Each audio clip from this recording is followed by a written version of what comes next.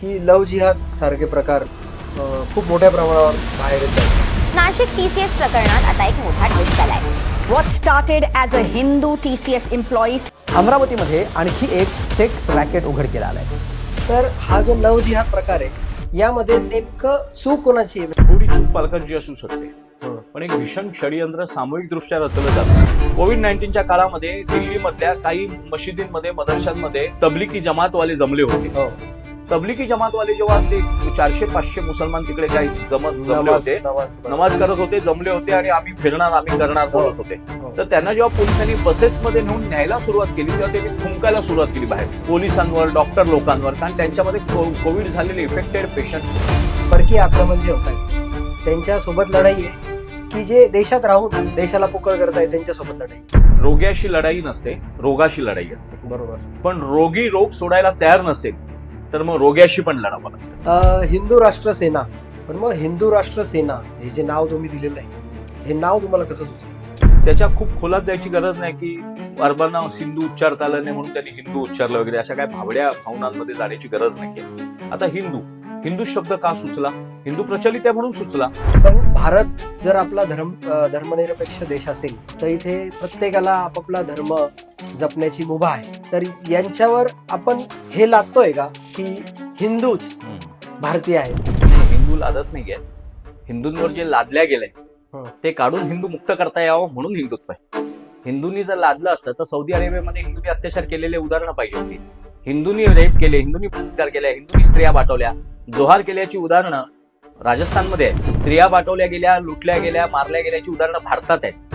पण अरबस्थानातल्या अरबी स्त्रिया लुटून भारतीयाने आणल्या असं अरबांच्या इतिहासात पण कुठे लिहिलं नाही आणि आपल्या इतिहासात पण कुठे लिहिलं नाही.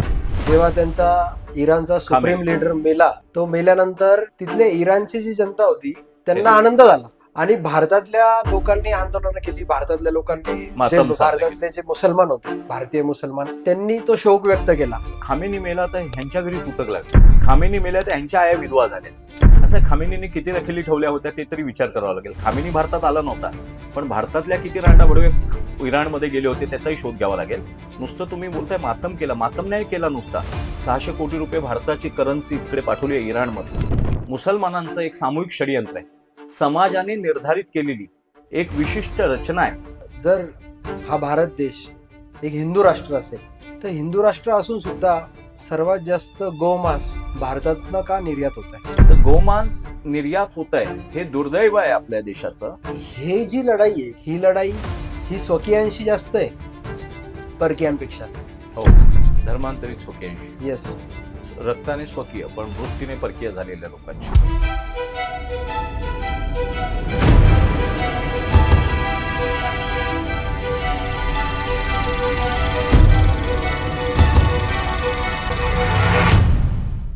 नमस्कार, मी प्रशांत मुकुंदलाल विरारे आपल्या सर्वांचं स्वागत करतो the Marathi beard man podcast मध्ये. तुम्ही सर्वजण आमच्या पॉडकास्टची आतुरतेने वाट बघत असतात आणि तुम्ही जे प्रेम देतायत सर्व भरभरून त्याबद्दल खरंच मी सर्वांचे मनापासून आभार मानतो. आणि यापुढे आम्ही नवनवीन व्हिडिओ आपल्या तुमच्या सर्वांसाठी घेऊन येणार आहोत.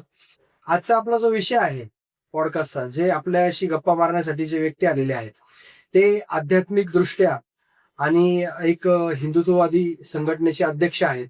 त्यांचं नाव आहे धनंजय भाई देसाई आणि हे हिंदू राष्ट्र सेनेचे संस्थापक अध्यक्ष आहेत. यांच्या संस्थेमार्फत यांनी खूप साऱ्या गोष्टी हिंदूंसाठी आध्यात्मिक दृष्ट्या म्हणा किंवा तळागाळात जाऊन हिंदूंना मदत करणं म्हणा, या सगळ्या गोष्टी त्यांनी केलेल्या आहेत. तर चला तर मग जास्त वेळ वाया न घालवता आजचा पॉडकास्ट सुरू करूया. दादा नमस्कार. नमस्कार. कसे आहात तुम्ही? आनंद आहे सगळं. काय म्हणायचं तुम्हाला? दादा म्हणायचं, भाऊ दादा म्हणा, म्हणायचं? भाऊ म्हणा. पाणी तेरा रंग कैसा जिसमें मिला वे वैसा. ज्याला जो भाव हृदयात प्रकट होईल त्या भावाने त्याने आवाज द्यावा. आईला मूल आई म्हणून आवाज देतं आणि त्याच्याच आईला त्याचे पिता नावाने हाक मारतात. बरोबर आहे. त्या बाईच्या आईबाप तिला तिच्या वेगळ्या नावाने उपनामाने हाक मारतात. तर त्या आईला काय फरक पडत नाही. तिच्या हृदयातला भाव तो त्या त्या व्यक्तीपुरता तसा असतो. नाही, तुमच्याकडे बघितलं ना तर असं एक मोठ्या भावाची भावना येते, म्हणून मला असं वाटतं की तुम्हाला दादाच म्हणावं. दादा म्हणा, आनंद आहे. हिंदू राष्ट्र सेना काय आहे आणि ती का स्थापन करावीशी वाटली तुम्हाला? हिंदू राष्ट्र सेना भारताचं भारतीयत्व टिकावं म्हणून अनेक महात्मे काम करतायत. हं. अनेक धर्मनिष्ठ, भारतभक्त, हं. संस्कृतीने परिपूर्ण असे प्रगल्भ लोक हं. आपापल्या परीने प्रयत्न करतायत. हं.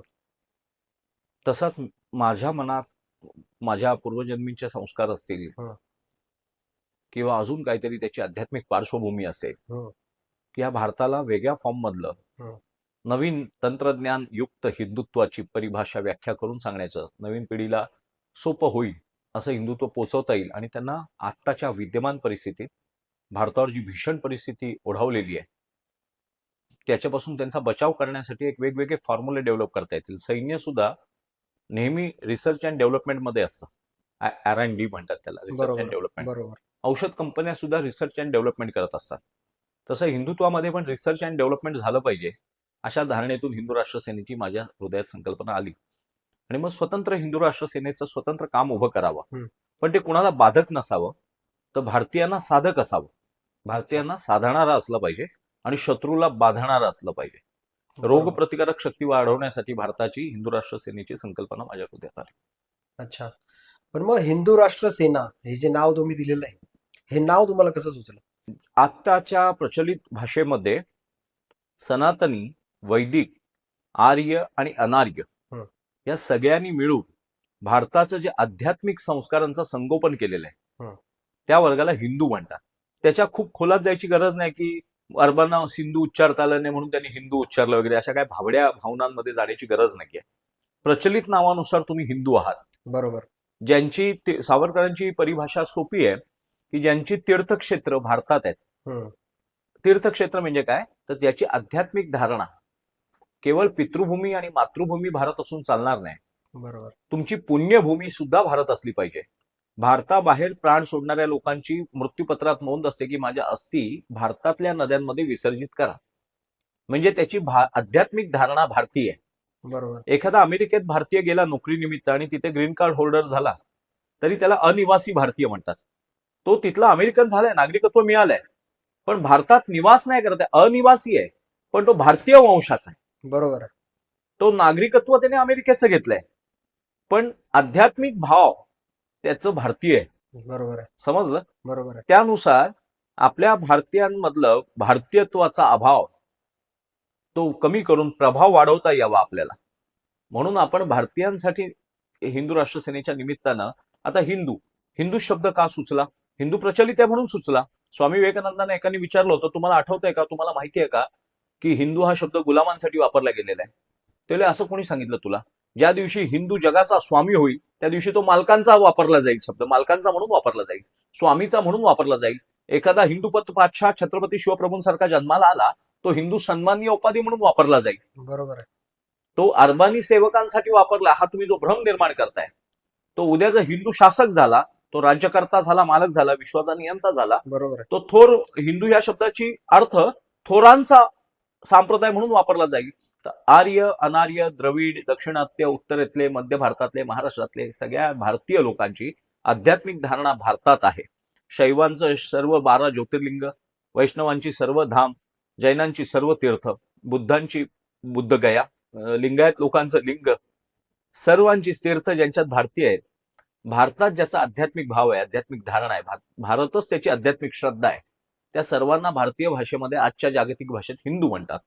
म्हणून मग त्या भारतीयांचं भारतीयत्वाचं राष्ट्र निर्माण करता यावं, त्यांना स्वतःची आध्यात्मिक सुरक्षा प्राप्त व्हावी. समाधिस्थ बसलेले महात्मे सुद्धा वाघाचं कातड्यावर बसतात, कारण आलतू फालतू प्राण्यांना वाघ बसलाय असं वाटावं आणि हा वाघावर बसलाय हे वाटावं आणि त्यांच्या साधनेमध्ये व्यत्यय येऊ नये, डिस्टर्बन्स येऊ नये, म्हणून त्या वाघाच्या कातड्यावर बसून ते साधना करतात. ते वाघाचं तोंड पुढे ठेवलेलं असतं, जबडा उघडलेला आहे, ते तर वाघच विश्रांती करतो आणि वाघावर हा कोणतरी बसला म्हणजे हा मोठाच आहे. मग आलतू फालतू जे हिंस्र जीव असतात छोटे, ते तिथून पळ काढतात आणि यांच्या साधनेत खंड पडत नाही. त्याप्रमाणे हिंदू राष्ट्र सेना ही संकल्पना भारताचं भारतीयत्व टिकावं, अरबांचं तुर्कांच्या उकिरड्यावर भीतीने बाटलेल्या लोकांनी भारताचं धर्मांतरण करण्याचं कुठचंही षडयंत्र भारतात यशस्वी होऊ नये. आता काही मूर्ख प्रश्न विचारतात, हे असं कसं होईल? तर ह्याच्या आधी पाकिस्तान झालेलं आहे ना, हे ऐतिहासिक सत्य आहे ना. तुमच्या सिंध, तुमच्याच पंजाबचा पाकिस्तान झाला त्याला आमच्या भाषेत आम्ही आध्यात्मिक भाषेत पापस्थान म्हणतो हं. की विदेशी शत्रूंच्या भीतीने बाटलेल्या पिलावळीने आपलं राष्ट्र शत्रूच्या असुरी संकल्पनेवर वेगळं केलं, खंडित केलं. बरोबर त्याचा पाकिस्तान झाला. बरोबर पूर्व बंगाल जिथे ढाकेश्वरी मातेचं शक्तीपीठ आहे, त्या ढाकेश्वरी मातेचा ढाका आज कुठे आहे? बांगलादेशामध्ये. बांगलादेशची राष्ट्रभाषा काय आहे? बंगाली आहे. बंगाली आहे. बंगाली भाषा, पंजाबी भाषा, सिंधी भाषा, पख्तून भाषा, बलूच भाषा ह्या भारतीय उपभाषा आहेत. खरंय. जशी मराठी ही भारतीय भाषा आहे, हो कन्नड ही मराठी भारतीय भाषा आहे, तमिळ ही भारतीय भाषा आहे, तेलुगू भारतीय भाषा आहे, उडीसा भारतीय भाषा आहे, उडिया. खरंय. या जशा भारतीय भाषा आहेत तशा पंजाबी, सिंधी, बंगाली, पख्तून आणि बलूच भाषा या भारतीय भाषा आहेत. भारतीयांचं धर्मांतरण करण्यात आलं घाबरवून आणि भारतीयांनी अरबांचा आणि तुर्कांनी सोडलेला असुरी अजेंडा पूर्ण करण्यासाठी आज पाकिस्तान केलेला आहे. खरंय. मग त्यांचीच उर्वरित पिलावळ आता गजवा हिंदच्या नावाने एक नवीन षडयंत्र उभं करताय. तुम्ही सेक्युलर आहात ह्याला जगात काही किंमत नाहीये. समोरचा आक्रांता, तुमच्या अतिक्रमण करणारा, तुमचं अतिक्रमण करून तुमचा विध्वंस करून पाहणारा अजमला कसाब किंवा अफजल गुरुचा प्लॅन काय ते बघावं लागतं. शिवाजी महाराजांची स्वतःची आध्यात्मिक धारणा थोर होती, पण अफजल खानाची ती नव्हती. म्हणून अफजल खानाला मिठीत घेतल्या घेतल्या फाडावा लागतो. त्याच्याशी आध्यात्मिक चिंतन करता येणार ना. तो राक्षस बसलाय. कोविड-19 हा विषाणू जरी तुमच्यावर प्रेम करू लागला तरी तो भेट म्हणून तुम्हाला कोविडच देऊ शकतो. त्याच्या पलीकडे काय देऊ शकणार नाही. बरोबर. त्याला नाशच करावा लागेल. बरोबर. मग हिंदू राष्ट्र सेना का? तर भारतामध्ये अनेक वर्ग आहेत, अनेक साधनं आहेत. हं. काही निरंकार साधनं आहेत, काही साकार साधनं आहेत. हं. शैव आहेत, शाक्त आहेत, स्मार्त आहेत, गणपत्य आहेत, लिंगायत आहेत. अशा वेगवेगळ्या भगवान बुद्धाची उपासना करणार आहेत, महावीर जैनांची उपासना करणार आहेत, बरोबर. आध्यात्मिक वैष्णव आहेत. वैष्णव आहेत. वैष्णव, शाक्त, शैव, स्मार्त हे मूळ संप्रदाय झाले. बरोबर. बौद्ध, शीख, जैन, महानुभाव, वारकरी हे उपसंप्रदाय झाले. मग ह्या सर्व धारणा आध्यात्मिकच आहेत, पण त्यांच्यामध्ये थोडंसं आध्यात्मिक वाद असू शकतात. पण त्या आध्यात्मिक वादाने कधी हिंसेचं रूप घेतलं नाही. हं. आपले आध्यात्मिक वाद हे शास्त्रार्थापुरती मर्यादित राहिले बरोबर आहे. आणि एकमेकाचं खंडन करणं, तर्क वितर्क देऊन, उदाहरणं देऊन, उपउदाहरणं देऊन त्याच्यावर शंकराचार्यांनी मंडन मिश्रा आणि भारती देवींचा जेव्हा शास्त्रार्थ शंकराचार्यांशी झाला हो. तेव्हा मंडन मिश्रा हारले आणि मंडन मिश्रांनी शरणागती स्वीकारली. तेवढ्यात पत्नी आली की पत्नी अर्धनारी आहे, अर्धांगिनी आहे. अर्धांगिनी असल्यामुळे माझा अधिकार आहे की ते पूर्ण हरतील तेव्हा जेव्हा मी हार मानेन. आणि त्यांनी प्रणयावर प्रश्न विचार सुरुवात केली. शंकराचार्य बोलले, मी तुला आई म्हणून बघते, आई मुलाला असे प्रश्न विचारते का? ते बोलले, भावनिक करू नका, तुम्ही प्रश्नांची उत्तर द्या. मग शंकराचार्यांनी 6 महिन्यांचा वेळ वाढवून घेतला आणि परकाया प्रवेश करून राजाच्या देहात राहून साक्षी भावाने संसारातलं काय असतं, काय काय असतं ते बघून नंतर भारती देवीला केलं आणि नंतर भारती देवी आणि मंडन मिश्रा दोघे शरणागत आले. म्हणजे सांगण्याचं तात्पर्य काय तर शास्त्रार्थ व्हायचे, वाद वितंड व्हायचे. वादे जायता तत्वबोध हा. भांडणं व्हायची पण ती तात्विक असायची, हिंसक नसायची, हिंसक नव्हती. तुझं अस्तित्वच नष्ट करतो असं नाही, तुझा विचार खोडून काढीन, विचारात परिवर्तन आणीन, मी माझ्या अनुभूतीने तुला अनुभूती देईन, अनुभूतीने ज्ञान वाढवीन असा आग्रह असायचा. बरोबर. अहंकार नसायचा. बरोबर. यवन म्लेच्छांच्या टोळ्या ज्या भारतात घुसल्या त्यांना शास्त्रार्थ नको होते. फक्त आम्ही बोलतो एका हातात कुराण, एका हातात बायबल, एका हातात शस्त्र. बरोबर. आणि भारतीयांचं धर्मांतरण. आज युरोपियन जगाशी आपलं युद्ध नाहीये, आज अरबांशी आपलं युद्ध नाही, तुर्कांशी आपलं युद्ध नाही, भारतात बाटलेल्या भीतीने बाटलेल्या लोकांशी आपलं युद्ध आहे. खरंय. आणि मग त्यामुळे मूळ भारतीय पिंडाचे, मूळ भारतीय आध्यात्मिक धारणेची शुद्ध साधना करणाऱ्या लोकांचं संरक्षण व्हावं, भाबडेपणात पुन्हा त्यांचं नाश होऊ नये, त्यांच्या पुढच्या पिढ्या निशस्त्र होऊन मारल्या जाऊ नयेत, बडवल्या जाऊ नयेत, स्वतःच्याच राष्ट्रात स्वतःच्या पितृदेवतांच्या पवित्र भूमीत त्या संपवल्या जाऊ नयेत. आज बांगलादेशची कुठची भाषा आहे? राष्ट्रभाषा कुठची आहे बांगलादेशची? बंगाली आहे. पाकिस्तानमध्ये मागे सर्वे झाला, तिथे फक्त 8% उर्दू बोलली जाते, बाकी पंजाबी आणि सिंधी बोलली जाते. पंजाबी आणि सिंधी का बोलली जाते? कारण त्या त्यांच्या मातृभाषा आहेत. सिंध प्रांत आहे. त्या पंजाबी लोक जे कन्वर्ट झाले ते धर्मांतरण झालं त्यांचं अत्याचाराने, पण मातृभाषा बदलता आली नाही, तीच राहिली. तर पंजाबी भाषा पाकिस्तानची कशी असू शकते? कारण पंजाबमध्ये कन्व्हर्टेड लोकांनी पाकिस्तान केलेलं आहे. सिंधी भाषा आहे, सिंधी भारतीयांची भाषा, अरबांची भाषा नाही, तुर्कांची भाषा नाही, भारतीय भाषा आहे. तर हे धर्मांतरित लोकांची जी भीषण समस्या भारतासमोर उभी राहिली आहे, एक तर त्यांचा विवेक जागा करणं, नाहीतर त्यांना नियंत्रणात आणून स्वतःचं अखंड आध्यात्मिक राजकीय. कुठच्याही साधूला उत्तम राजाश्रय लागतो आणि प्रत्येक राजाला उत्तम साधू बरोबर लागतो. खरंय. संसारात विरक्ती, आणि विरक्तीला आश्रित संसार लागतो. शंकराचार्य पण कुठच्या तरी पवित्र माता पित्याच्या संसारातूनच जन्माला आले. बरोबर आहे. त्याच्यामुळे ब्रह्मचर्य पूर्ण सत्य नाहीये नाही आणि संसार हे पण पूर्ण सत्य नाही. हे दोन्ही गाड्या आहेत, दोन्ही चाक आहेत, संतुलन करून चालायचंय. खरं मग हिंदू राष्ट्र सेना भारतीयांचं भारतीयत्व टिकावं आणि ते जे इतर तळमळ असणाऱ्या लोकांना सुद्धा जे करता येत नाही, म्हणजे अफजल खान मरावं हे त्या काळच्या सगळ्या हिंदूंचं स्वप्न होतं, पण मारता येत नव्हता. त्याच्यासमोर गेल्यावर थरकाप उडायचा, इतका भीषण होता तो. पण छत्रपतींनी त्यांच्या प्रत्येकाच्या, सावरकरांचं गाणं आहे, शतकांच्या यज्ञातून उठली एक केशरी ज्वाला, 10 दिशांच्या हृदयामधून अरुणोदय झाला. वा. तर शतकांच्या यज्ञातून म्हणजे शतकांच्या यज्ञांमध्ये लोकांची संकल्पना होतीच अरुणोदय व्हावा, अरुणोदय व्हावा. पण जिजाऊंच्या गर्भातून, शहाजीराजांच्या रक्तातून तो जन्माला आला. बरोबर. कारण अफजल खान मारावा अशी सगळ्यांची इच्छा होती, पण मारणार कोण हा प्रश्न होता. शिवप्रभूंनी तो मारल्याबरोबर जय जयकार झाला, लोकांच्या सगळ्यांच्या इच्छा सिद्धीच गेल्या. खरंय. पण इच्छा व्यक्त कोणी करायची, ती प्रकट कोणी करायची, व्यक्त करायला पण लोक भीत होते. मग नवीन फॉर्म्युला हिंदुत्वाचा डेव्हलप केला. काही हिंदू राजांनी शरण जाऊन सुद्धा आपला धर्म पालन केला होता, त्यांचाही दोष नव्हता, त्यांचं लढण्याचं सामर्थ्य कमी पडत होतं यवन म्लेच्छांच्या समोर. बरोबर आहे. मग त्यांनी काय केलं, आयडिया केली, युक्ती केली हं. की तडजोड करूया नुकसान होण्यापेक्षा. जीवितहानी, वित्तहानी, स्त्रियांची विटंबना, धर्मांतरण, लहान बालकांची हत्या, यापेक्षा आपण तडजोड करूया, मांडलिकत्व स्वीकारूया आणि आपला धर्म टिकवून ठेवूया. आता बाहेरच्या आलेल्या वादळाशी लढता येत नाही ना, तर लढणारे महापुरुष जन्माला येईपर्यंत तो धर्म तर टिकवून ठेवूया. बरोबर. त्यांनी मग तसा धर्म टिकवून ठेवला. आणि जेव्हा हे छत्रपती शिवप्रभू नावाचा आपल्या सगळ्यांच्या पूर्वजांचा आक्रोश जिजाऊंच्या गर्भातून मूर्तिमंत रूपात जन्माला आला, त्यानंतर तो प्रत्यक्ष प्रतिशोध घेतला गेला. म्हणून सगळ्यांना, सर्व जाती, वर्ण, भाषा, प्रांत, पंथांमध्ये, भारतीयांमध्ये बरोबर. आणि जगातले सगळे पोर्तुगीज, डच, फ्रेंच, इंग्रज हे सगळे अभ्यासकांमध्ये छत्रपती शिवप्रभू आदरणीय आहेत. खरंय. तुम्ही आता जो उल्लेख केला, आता सांगताना तुम्ही की हिंदू राष्ट्र सेना ही तुम्ही सांगितलं की एक भारताच्या लेवलला काम करत आहे, म्हणजे तुम्ही एक भारताला डोक्यात ठेवून ही संकल्पना मांडलेली आहे. पण भारत जर आपला धर्मनिरपेक्ष देश असेल तर इथे प्रत्येकाला आपापला धर्म जपण्याची मुभा आहे. तर यांच्यावर आपण हे लादतोय का की हिंदूच भारतीय आहेत? नाही, हिंदू लादत नाहीयेत. हिंदूंवर जे लादल्या गेलंय हं. ते काढून हिंदू मुक्त करता यावं म्हणून हिंदुत्व आहे. हिंदूंनी जर लादलं असतं तर सौदी अरेबियामध्ये हिंदूंनी अत्याचार केलेले उदाहरणं पाहिजे होती. अरबस्तानात, तुर्कस्तानात, उझबेकिस्तानात, कझाकिस्तानात हिंदूंनी रेप केले, हिंदूंनी बलात्कार केला, हिंदूंनी स्त्रिया पाठवल्या, जोहार केल्याची उदाहरणं राजस्थानमध्ये आहेत. हं. स्त्रिया पाठवल्या गेल्या, लुटल्या गेल्या, मारल्या गेल्याची उदाहरणं भारतात आहेत. पण अरबस्तानातल्या अरबी स्त्रिया लुटून भारतीयाने आणल्या असं अरबांच्या इतिहासात पण कुठे लिहिलं नाही आणि आपल्या इतिहासात पण कुठे लिहिलं नाही. पण मुस्लिमांच्या, यवन म्लेच्छांच्या दरबारातल्या दरबाऱ्यांनी, टिप्पू सुलतानच्या दरबारातल्या इतिहासकारांनी लिहून ठेवलंय, 4 लाख पाठवले, 5 लाख पाठवले.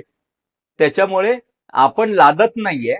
भारतीयांवर भारतामध्ये अतिक्रमण करणाऱ्या विदेशी दरोडेखोरांनी, ते राज्यकर्ते नव्हते, राज्यकर्ता राज्य निर्मिती करतो हितासाठी, माझं राज्य लादण्यासाठी जे करतात त्याला असुर म्हणतात आपल्यामध्ये. आपण हिरण्यकश्यपूला जरी तो राजा होता तरी त्याला राजा मानलेलं नाहीये. बरोबर. आपण नरसिंहाचीच पूजा करतो, त्याचा वध करणाऱ्याची. कारण राजसत्तेचा व्यक्तिगत स्वार्थासाठी आणि वासनांसाठी उपयोग केला की अहंकार होतो, आणि अहंकार कधीच कोणाला पोषक नसतो, तो मारक असतो, घातक असतो. तर ही धर्मनिरपेक्षता ही संकल्पनाच खोटी आहे. धर्मनिरपेक्ष सूर्य सुद्धा नाहीये, ही पृथ्वी पण नाहीये, पाणी सुद्धा नाहीये. एक छोटासा प्रश्न मी अनेक लोकांना विचारतो की उकळतं पाणी जर आगीवर टाकलं, हाय टेम्परेचर 100 डिग्री सेल्सिअस मध्ये उकळवलेलं पाणी जर आपण आगीवर टाकलं तर ते 100 डिग्री पाणी आहे, उकळतं. मग आगीवर टाकलं तर आग पेटेल का विझेल? सोपं नैसर्गिक उत्तर आहे, आग विझेल. विजेल 100%. कारण ते पाणी आहे पाण्याचा आणि तत्वच त्याचा आहे. गुणधर्म आहे शांत करणं. बरोबर आहे. पण पेट्रोल स्पर्शाला थंड असतं. पेट्रोल हं, हं. ते अंगावर टाकलं तर थंड वाटतं, गार वाटतं हो. एकदम. जखम एखाद्याला भाजलं भिजलं तर थोड्या वेळासाठी पेट्रोल टाकतात काही वेळेला, हो. गार वाटावं म्हणून. हो. पण त्याचा स्पर्श शीतल आहे, पण स्वभाव ज्वलनशील आहे. ज्वलनशील आहे. ते थंड आहे म्हणून जर आगीवर टाकलं तर आग विझणार नाही, नाही. आग पेटेल. हो. त्याला धर्म आहे. त्या आपल्या आपल्या गुणांची बांधिलकी हं. याला धर्म म्हणतात. सूर्यनारायण जरा जवळ आले आपल्या तर दाहकता वाढते पृथ्वीवरती, उष्णता वाढते पृथ्वीवरती. अति अत्याचार केल्यानंतर भूकंप होतात. जे मानव करतो, अनावश्यक खड्डे घेतो, खाणी मारतो, निसर्गाचा विध्वंस घडवून आणतो आणि स्वतःच्या बरोबर. वासनांचा विकासाच्या नावाखाली विध्वंस मांडतो. तेव्हा त्या पृथ्वीच्या धर्मावरती अत्याचार होतो. बरोबर. पाणी जलदेवता आहे, त्याच्यात तुम्ही केमिकल फॅक्टऱ्या टाकता आणि रासायनिक विषारी द्रव सोडता त्याच्यामध्ये, आणि मग तिथलं जलचर सगळा नष्ट पावतो आणि ते मृत अवस्थेत येतं जल, आणि तिथल्या झाडांवर वेलींवर येणाऱ्या फुला फळांमध्ये सुद्धा केमिस्ट्री बिघडते त्यांची रासायनिक, आणि त्याचा दुष्परिणाम पक्ष्यांवर होतो, कीटकांवर होतो. जे कीटक पक्षी खाऊन जगत होते ते कीटक विषारी होतात आणि पक्षी मरतात ते खाल्ल्यानंतर. बरोबर आहे. अतिसूक्ष्म पर्यावरणाचा विचार भारताने केला होता. हम्म. म्हणून वटपौर्णिमा होती, आंब्याची डहाळी टांगायची होती, तुळस लावायची होती, दुर्वा गणपतीला व्हायच्या होत्या, बेल शिवांना व्हायचा होता, औदुंबरात दत्तांची पूजा करायची होती, धोत्र्याचं फुल सुद्धा औषधी आहे, फळ औषधी. ते शिवांना व्हायचं होतं. बरोबर आहे. हा पर्यावरणाचा अत्यंत सूक्ष्म आयुर्वेदिक विचार आहे. पण मग ही जी तुम्ही बोलताय की तर ही जी- धर्मनिरपेक्ष हम्म. ही वस्तुतः खोटी गोष्ट आहे. पण ही जी लढाई आहे, हम्म. तुम्ही आता जसे बोलले की ही परकीय आक्रमण जे होत आहेत त्यांच्या सोबत लढाई आहे, की जे देशात राहून देशाला पोकळ करतायत त्यांच्या सोबत लढाई आहे? रोग्याशी लढाई नसते, रोगाशी लढाई असते. बरोबर. पण रोगी रोग सोडायला तयार नसेल तर मग रोग्याशी पण लढावं लागतं. हं. एखादा संसर्गजन्य रोग, उदाहरणार्थ तात्काळ इतके ताजं उदाहरण देतो, जिवंत उदाहरण, तुमच्या माझ्या हयातीतलं उदाहरण. उगीच प्राचीन उदाहरणं देऊन कदाचित कोणी मान्य करणार नाही, त्या पुराणातल्या कथा आहेत. हं. कोविड-19चा प्रसंग तुम्ही ऐकलाय का? कोविड-19च्या काळामध्ये दिल्लीमधल्या काही मशिदींमध्ये, मदरशांमध्ये तबलिकी जमातवाले जमले होते, हो. आणि सगळ्यांनी कमीत कमी संख्येने राहावं आणि क्वारंटाईन व्हावं, सुरक्षित राहा, प्रसार होऊ नये, संसर्गजन्य रोग आहे हा. बरोबर. आणि अतिसंसर्गजन्य म्हणजे काही संसर्गजन्य रोग कसे असतात, खूप कमी पसरतात हो. किंवा त्यांचे विषाणू शक्तिशाली नसतात. हा बरोबर. विषाणू भयंकर होता, त्याची शारीरिक हानी पण खूप होत होती आणि मानसिक भीती पण खूप पसरलेली होती. हं. त्या काळात लॉकडाऊन पाळणं, लोकांनी आपापल्या जागी स्थिर राहणं, स्थिर. जास्ती एकमेकांचा संसर्ग येऊ न देणं ह्याची काळजी व्हायली जात होती. तबलिकी जमातवाले जेव्हा ते 400-500 मुसलमान तिकडे काही जमले होते, नमाज करत होते, जमले होते, आणि आम्ही फिरणार, आम्ही करणार बोलत होते. हो. तर त्यांना जेव्हा पोलिसांनी बसेसमध्ये नेऊन न्यायला सुरुवात केली तेव्हा त्यांनी थुंकायला सुरुवात केली बाहेर पोलिसांवर, डॉक्टर लोकांवर, कारण त्यांच्यामध्ये कोविड झालेले इफेक्टेड पेशंट्स होते. हं. परीक्षणामध्ये ते लक्षात आलं. मग ते लोकांवर थुंकायला लागले, जर मला कोविड झालं तर ह्याला पण कोविड झाला पाहिजे, या डॉक्टरला पण झाला पाहिजे, या पोलिसला पण झाला पाहिजे. आणि अत्यंत सत्य प्रमाणात सांगतो, माझ्याकडे ते ओरिजिनल व्हिडिओ आहेत, की नोटांना लावून 2000च्या नोटा त्यावेळेला होत्या असतील, 1000च्या 500च्या, त्यांच्यावर थुंकून, मला वाटतं 1500च्या नोटा असेल, त्याच्यावर थुंकून 1000च्या नाही, 500च्या, 100च्या, 200च्या, जी काय असेल ते गरीब वस्त्यांमध्ये कोविड-19 पॉझिटिव्ह असणारे पेशंट थुंकायचे आणि त्या नोटा रस्त्यावर टाकायची, जेणेकरून कुठेही तरी उचलाव्यात आणि त्यांना कोविड व्हावा. आता कोविड व्हावा ही इच्छा का होती, काय षडयंत्र आहे? तर अराजकता माजवणं सोपं असतं. जशी महामारी आल्यानंतर अराजकता माजते, तुमचं शासन आणि प्रशासन विध्वंस होतं, तसं आंतरराष्ट्रीय बाजारपेठेमध्ये तुमच्या कंपन्या लॉस होतात, तुमचं ट्रान्झॅक्शन लॉस होतं, तुमची आयात निर्यात बंद होते, तुमची अर्थव्यवस्था कोलमडून पडते, आणि आर्थिकदृष्ट्या खिळखिळ्या झालेल्या भारताला अत्याचार करून, आक्रमण करून तोडणं मोडणं सोपं जाईल. हं. या अत्यंत घाणेरड्या विकृत विचारसरणीने भारतामध्ये कोविड पसरावं म्हणून प्रयत्न केले. जर रोग सोडायला तयार असेल तर त्याचे उपचार केले पाहिजे, पण बरोबर. रोगी रोग पसरवत असेल तर रोगी मारला पाहिजे. पण मग ही जी तुम्ही आता हाती म्हणजे घेतलेली आपल्या चर्चेमधले हे वेगवेगळे निष्पन्न आहेत, हे आपल्या चर्चेच्या पूर्व तयारीतला विषय नाही. विषय नाहीये, हा खरं उत्स्फूर्त आलेला अंतरिक्षातला आध्यात्मिक विचार आहे. रोगी रोग सोडायला तयार असेल तर त्याला पाहिजे त्या अवस्थेत जाऊन आपण मदत केली पाहिजे, हं. केमोथेरपी दिलं पाहिजे, वेळ आलं तर आपलं रक्त त्याला दिलं पाहिजे. बरोबर. पण रोगी रोग पसरवून जगात हाकार माजवू इच्छित असेल, पिसाळलेला कुत्रा मारावा लागतो, तो सुधरवता येत नाही. खरंय. नाही तर तो इतरांना चावत जाईल आणि लोकांना लसीकरण देऊन चालणार नाही, मरणार लोक ती. खरंय. त्याच्यामुळे रोगी रोग सोडायला तयार असेल तर रोगी वाचवला पाहिजे, पण रोगी रोग पसरवण्याच्या नादात असेल तर रोगी मारला पाहिजे. जसं तुम्ही आता एक उदाहरण कोविड-19चं मी सांगितलं. उदाहरण दिलं की थुंकी लावून हो. टाकत होते, तर हो. त्यांना तिथेच गोळ्या घातल्या पाहिजे होत्या. हो. तेवढे मेले तर चालतील, पण जो निष्पाप गरीब उपाशी माणूस नोट उचलायला जाईल आणि त्या थुकलेल्या कोविड पॉझिटिव्ह पेशंट पासून झालेला त्याला कोविडचा संसर्ग होऊ शकतो, बरोबर आहे. मग तो निष्पाप आहे. मग दोषी मारायचा का निर्दोष मारायचा? तर निर्दोष वाचवायचा आणि दोषी मारायचा. दोषी महाराज. मारायचाच असेल, निवड करावीच लागेल आपल्याला, नाईलाजाने, इच्छेने नाही, विवशतेने. तर बरोबर. आपल्याला जो लबाड आहे, कपटी आहे, धूर्त आहे, नीच आहे, स्वतःच्या अतिरेकाच्या अहंकारासाठी दुसरा अत्याचार करायला तयार आहे, त्याला मारावं लागेल. आता जे युद्ध चालू आहे इराण आणि अमेरिकेचं.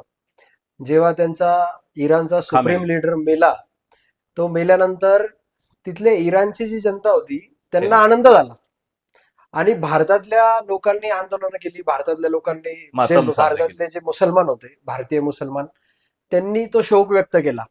तर ही काय मानसिकता आहे नक्की? नाही नाही, हीच विदेशी लांबुलचालनाची एक विकृत गुलामगिरी आणि त्या गुलामगिरीमध्येच ते पुरुषार्थ मानतायत. त्यांना ते खूप आनंद वाटतोय. खामेनी मेला तर ह्यांच्या घरी सूतक लागले. हो, खामेनी मेल्या तर ह्यांच्या आया विधवा झाल्यात. असं खामेनीने किती रखेली ठेवल्या होत्या ते तरी विचार करावा लागेल. खामेनी भारतात आला नव्हता, पण भारतातल्या किती रांडा भडवे इराणमध्ये गेले होते त्याचाही शोध घ्यावा लागेल. नुसतं तुम्ही बोलताय मातम केला, मातम नाही केला नुसता. 600 कोटी रुपये भारताची करन्सी तिकडे पाठवली आहे इराणमध्ये. भारतासाठी कधी यांनी निधी संकलन केलं नाही. कधी नाही केलं. आपण बघितलं असेल की भारतीय सैन्याला घेरून गावांनी दगड मारून मारून मारलं. नरेंद्र मोदींसारख्या महापुरुषाचा भारतात राजसत्तेवर जेव्हा धर्मसत्ता बसली त्यानंतर सैन्याला मोकळीक दिली आहे, सैन्याला शक्ती दिली आणि सैनिक गोळ्या घालून मारतात आता समोर आल्या. आता काश्मीरमध्ये एकही आंदोलन होत नाही. मोदींच्या आधीची जी नपुंसक राजसत्ता होती ती बरोबर. धर्मांध लोकांच्या पायाखाली तळवे चाटुगिरी करत होती आणि त्यांना वाटत होतं या धर्मांधी जिहादी अतिरेक्यांनीच आम्हाला राज्यसत्तेत बसवलंय. हिंदू काय धाब्यावर वाटवल्या जातो, जातीत फोडल्या जातो, भाषावादात प्रांतवादात त्याला फसवलं जातं. पण जिहादी मात्र अरबांपासून निघाले ते काश्मीर कन्याकुमारी पर्यंत जिहादी मानसिकता एकच आहे, सायकोलॉजी एकच आहे की ही पूर्ण पृथ्वी अल्लाची आहे, इस्लामची आहे आणि नॉन इस्लामिक लोक काफिर आहेत. काफी. नॉन इस्लामिक लोकांना मारून टाकणं ही स्वभाव आहे, पुण्य आहे. नॉन इस्लामिक लोक करतात ती मूर्तीपूजा, बुतपरस्ती आहे. म्हणून भगवान बुद्धांच्या मूर्ती 1997 साली मुल्ला उमर आणि ओसामा बिन लादेनच्या नेतृत्वात तोफा लावून फोडण्यात आल्या. तेव्हा इथल्या भारतातल्या कुठच्या जिहाद्यांना दुःख नाही झालं, सुप्त आनंद झाला. पण खामेनी मारल्या गेला तर इकडे यांच्या आया विधवा झाल्या.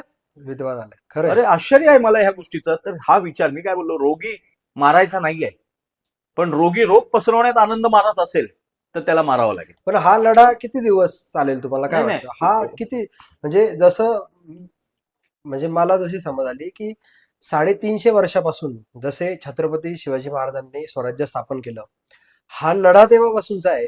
हिंदूंना जाग करायचं काम तेव्हापासून चालू आहे आणि आज एवढ्या वर्षानंतरही तीच परिस्थिती आहे. मी हिंदू जागा नाही झालेला आहे. मगाशी सांगितल्याप्रमाणे प्रचलित शब्द हिंदू आहे, हम्म. पण तो कधी वैदिक होता, कधी द्रविड होता, कधी सनातनी होता, हम्म. कधी दक्षिणात्य होता, कधी उत्तर भारतीय होता. हम्म. पण त्याची आध्यात्मिक धारणा एक असलेला भारतीय समाजाला आपण आज सामूहिक शब्दाने किंवा सर्वमान्य शब्दाने हिंदू म्हणतोय.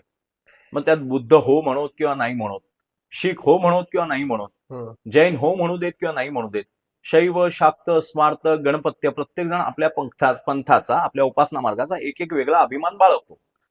पण आपल्या सर्वांना मिळून ह्या सर्वांचं संरक्षण ह्यासाठी करायचं आहे की या सर्व पंथांनी भारतीय आध्यात्मिक तत्वज्ञानाने जगातल्या कुठच्याही वर्गाचं अतिक्रमण करायचा अधिकार दिलेला नाहीये, हम्म. दुसऱ्याचा नाश करण्याचा अधिकार दिलेला नाहीये. आत्मोन्नतीसाठीच वेगवेगळे मार्ग निवडलेले आहेत. आत्मउन्नतीसाठी नराचा नारायण करायचा, जीवाचा शिव करायचा किंवा बद्ध असलेल्या जीवाला बुद्ध करायचा, बरोबर.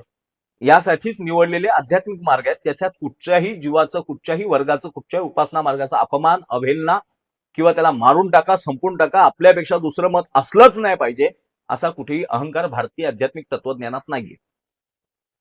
तर भारतीय आध्यात्मिक तत्वज्ञान एकोहम बहुश्यामी, एकच तत्व विविध तत्वांनी नटलेलं आहे, विविध रूपांनी नटलेलं आहे. मूळ तत्व एकच आहे. तुझ्यामधला आणि माझ्यामधला नारायण एकच आहे.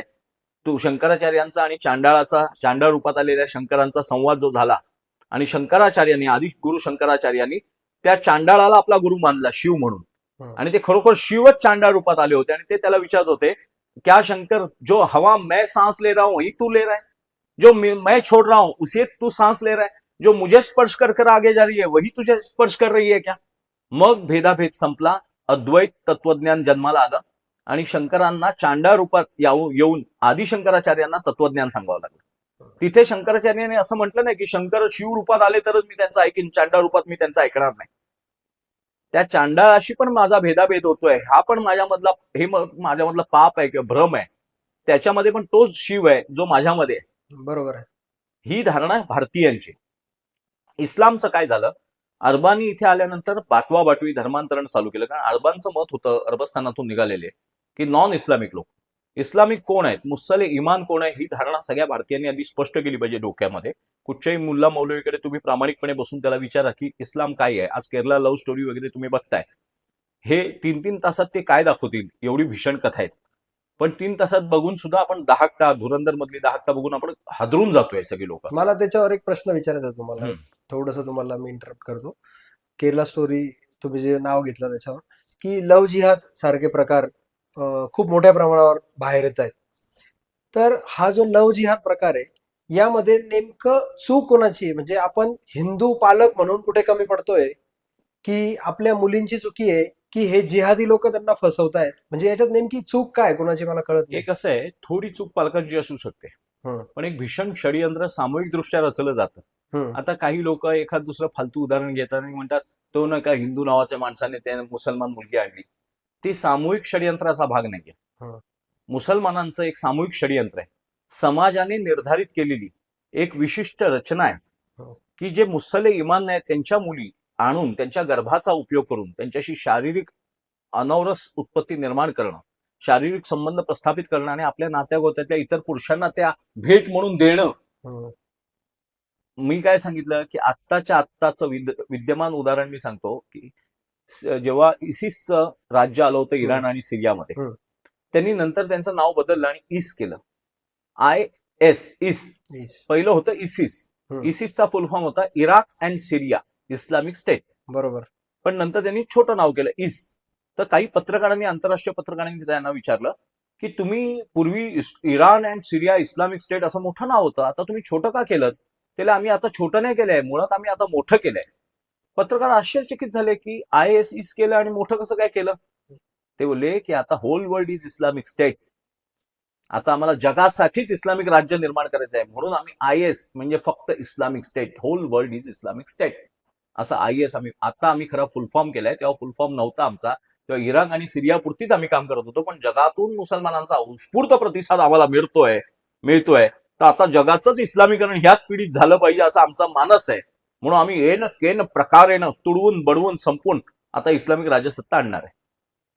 त्या इसिसने आत्ता या गेल्या 5-7 वर्षामध्ये 10 वर्षामध्ये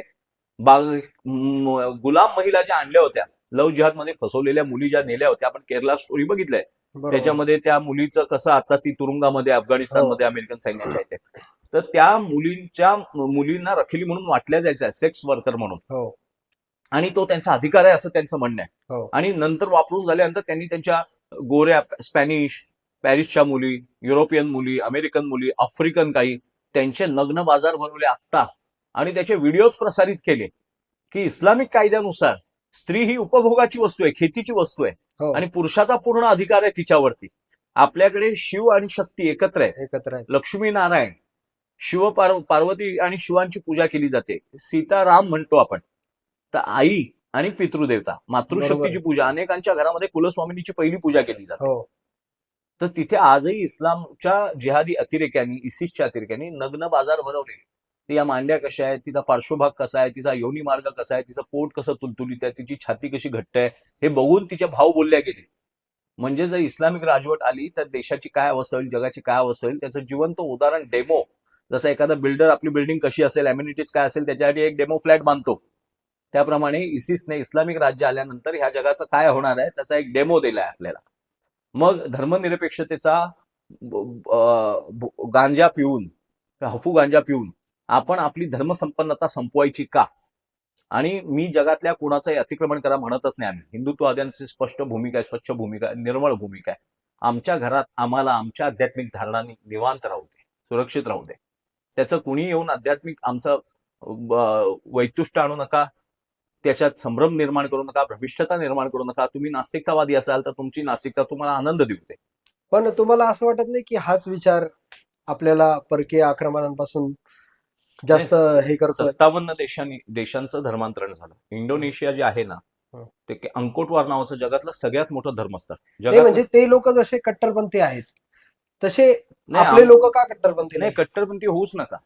फक्त मी कट्टरपंथीयांना विरोध करतोय आणि कट्टरपंथीयांना विरोध करताना मी जो प्रतिकार करतोय त्याला तुम्ही कट्टरपंथी म्हणताय. वास्तवात ते माझ्या आत्मसुरक्षेचा शेवटचा पर्याय आहे. बरोबर आहे. हिंदुत्व ही माझी आवड नाहीये, हिंदुत्व ही माझी विवष्ट आहे. हो. माझ्या घरात घुसून माझ्या देशात माझं आध्यात्मिक सुरक्षित क्षेत्र असुरक्षित करण्याचं पाप ज्यांनी केलंय त्यांच्यापासून पुन्हा ते सुरक्षित करण्यासाठी वापरलेला तो पर्याय. हिंदुत्व, मला अनेकदा विचारलं गेलं की तुमचं शेवटचं लक्ष काय आहे, तर भारतीयांना पुन्हा भारतात हिंदुत्व करण्याची दुर्दैवी वेळ येऊ नये हे माझं शेवटचं लक्ष आहे. भारतीयांना भारतामध्ये पुन्हा हिंदुत्व करण्याची दुर्दैवी वेळ येऊ नये हे माझं शेवटचं लक्ष आहे. हिंदुत्व काय आहे, हिंदुत्व तर भारतीयांनी भारतीयत्वाचं रक्षण करण्यासाठी घेतलेला नाईलाज असतो पवित्र आहे. बरोबर. इलाज सर्व संपल्यानंतर जो शेवटचा पर्याय वापरला जातो इच्छेविरुद्ध, तो पर्याय म्हणजे हिंदुत्व आहे. हिंदुत्व आमची आवड नाहीये. जर आयुर्वेदाने, योगासनाने आमची ब्लॉकेजेस निघत असतील तर आम्ही त्याला पर्याय देऊ. बरोबर. पण पूर्ण हार्ट ब्लॉकेज झालं तर डॉक्टर शेवट ओपन हार्ट सर्जरीचा पर्याय सांगतो. ते रोग्याची पण आणि डॉक्टरची पण आवड नसते, ती दोघांची व्यवस्था असते. बरोबर. की आता नाईलाज झाला, याला जगवलं तर पाहिजेच, मग ओपन हार्ट सर्जरी करा. शरीर संपूर्ण नाश पावण्यापेक्षा थोडी हानी झालेली चालेल. तसं हिंदुत्व ही आमची विवष्ट आहे. हिंदुत्व कोणाची हिंदुत्ववाद्यांची आवड नाहीये. सर्व हिंदुत्ववादी आध्यात्मिक आहेत. कोण दत्तांचा भक्त आहे, कोण मारुतीचा भक्त आहे, कोण रामरायाचा भक्त आहे, वेगवेगळ्या प्रकारे कोण बुद्धाचा भक्त आहे, कोण महावीर जैनाचा भक्त आहे, कोण गायींचं रक्षण करणार आहे, गोपालन करणार आहे, तिच्या गोमूत्रामधल्या असलेल्या औषधी गुणधर्माचा प्रसार करणार आहे, तिच्या शेणाच्या पासून धूर निर्मिती करून त्याच्या तुपाच्या आहुती दिल्या तर काय वायुमंडलात प्रभाव येतो त्याचा शोध करणार आहे, कुठच्या वनस्पती जाळल्याने कुठचं वायुमंडल तयार होतं याचं आत्मचिंतन करून, संशोधन करून, कुठच्या रोगापासून काय मुक्त करायचं, कोण आयुर्वेदात शोध घेत आहे, कोण पक्ष्यांच्या फ्रिक्वेन्सीचा शोध घेत आहे, कोण प्राण्यांचा शोध घेत आहे. अशी आम्ही निसर्गात रमणारी लोक आहोत.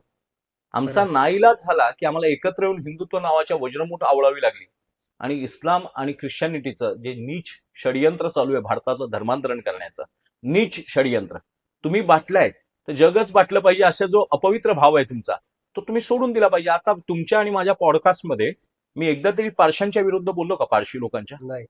यहुदी लोकांच्या विरुद्ध बोललो का? नाही. कारण त्यांनी ह्या देशात राहिले पण दुधात साखर मिसळावी तसे वागले. रतन टाटांना आपण भारतरत्न देतो आणि सगळ्या भारतीयांना त्या दिवशी वाईट वाटलं ज्या दिवशी रतन टाटा या जगातून गेले. खरंय. मग ते पारशी होते, ते माझ्या धर्माचे नव्हते, ते रामाला कृष्णाला मानणाऱ्यांपैकी नव्हते, ते बुद्धाला मानणाऱ्यांपैकी नव्हते, गुरु नानक देवजींना मानणारे नव्हते, बसवेश्वराला मानणारे नव्हते, ते शैव नव्हते, स्मार्त नव्हते, लिंगायत नव्हते, बुद्ध नव्हते, जैन नव्हते, महानुभाव नव्हते, वारकरी नव्हते, ते तर पारशी होते.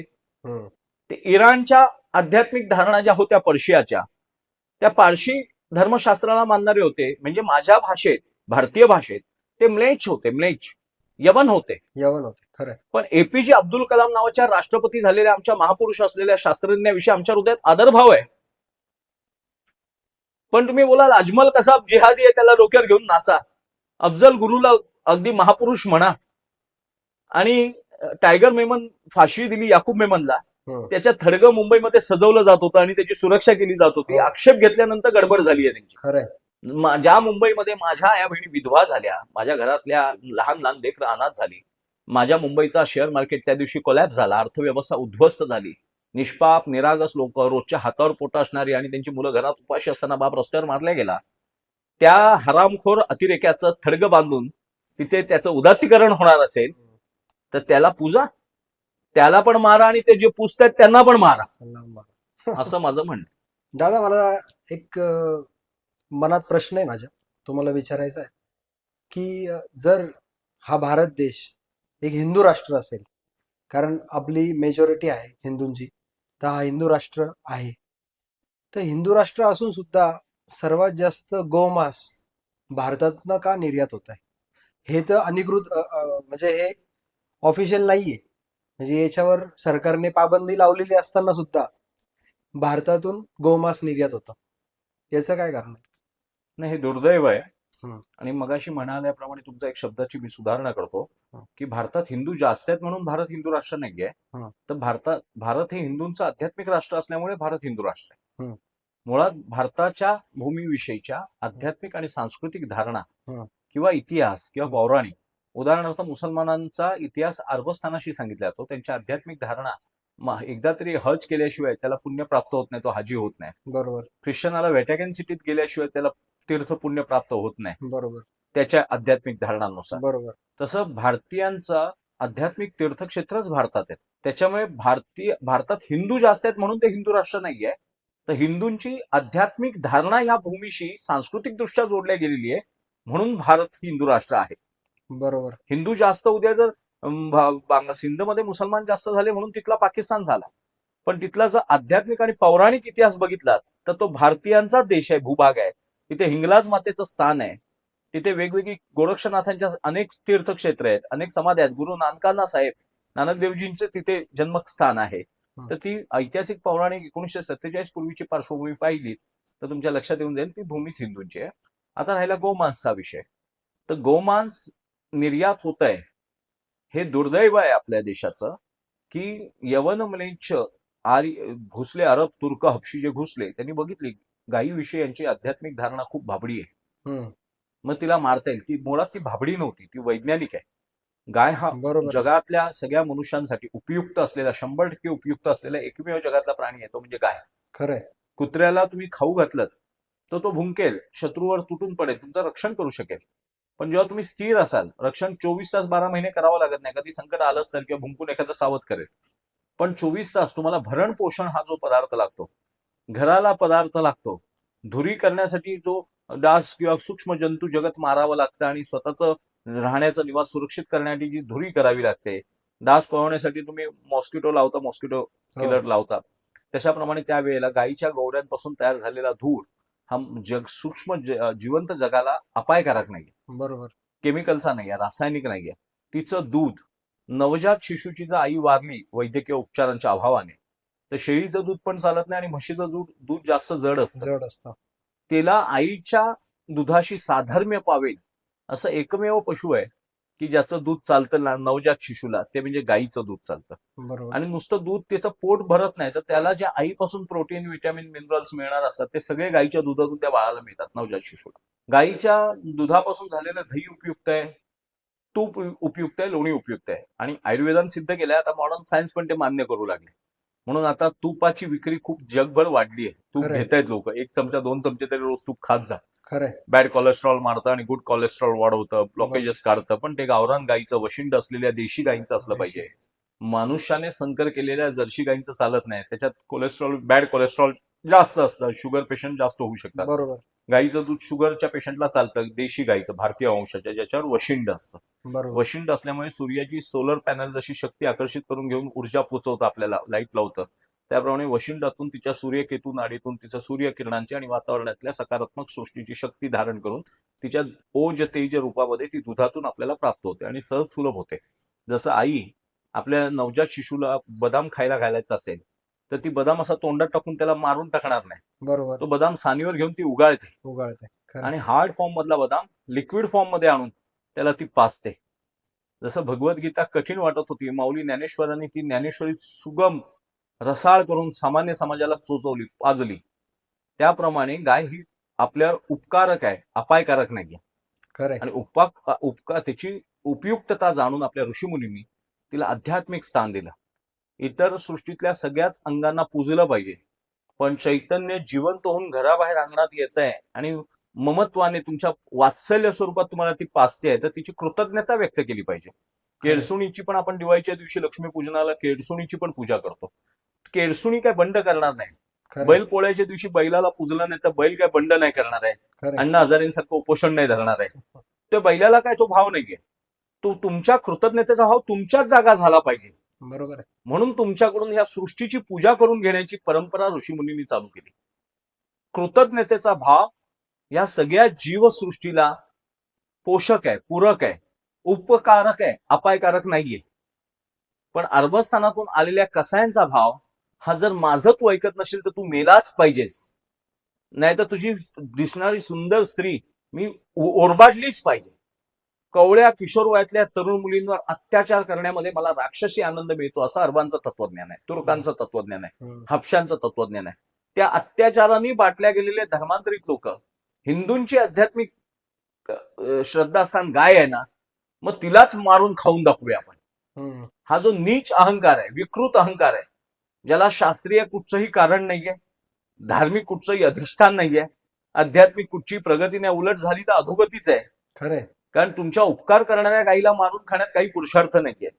तुळशीचं वृंदावन जे असतं त्या तुळशीला तुम्ही अशी धरलीत आणि उपटून फेकलीत तर ती मरेल, ती वनस्पती आहे.